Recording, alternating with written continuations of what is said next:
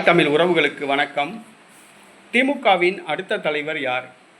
உதயநிதியை பின்னுக்கு தள்ளிய சீமான் தம்பி என்ற தலைப்பில் இந்த காணொளியை நாம் காண்கிறோம். திமுகவின் அடுத்த தலைவர் யார்? உதயநிதியை பின்னுக்கு தள்ளிய சீமான் தம்பி என்ற தலைப்பில் இந்த காணொளியை நாம் காண்கிறோம். திமுக ஒரு சங்கர மடம் போன்றது. வாரிசு அடிப்படையில் தலைவர்கள், முதலமைச்சர்கள் அந்த கட்சியில் உள்ளார்கள்.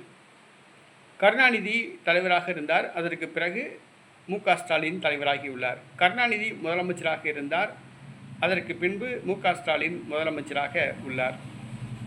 மு.க.ஸ்டாலினுக்கு பிறகு ஆட்சி உரிமையை கைப்பற்ற வேண்டும் என்பதற்காக தற்பொழுதே அவருக்கு இளவரசர் உதயநிதிக்கு மணிமகுடம் சூட்டப்பட்டுள்ளது துணை முதலமைச்சராக. திமுக தலைவர் யார் என்ற கேள்வி எழுந்துள்ளது. மு.க.ஸ்டாலினுக்கு பிறகு திமுக தலைவர் யார்?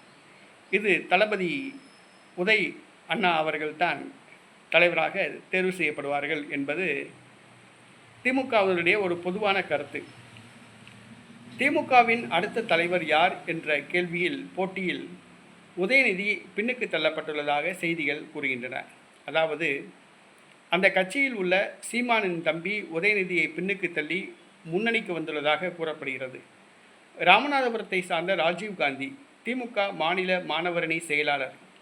இவர் சீமானால் வளர்க்கப்பட்டவர், தமிழகத்துக்கு அறிமுகம் செய்யப்பட்டவர், சீமானால் பேச்சு திறமையை வளர்த்து கொண்டவர்.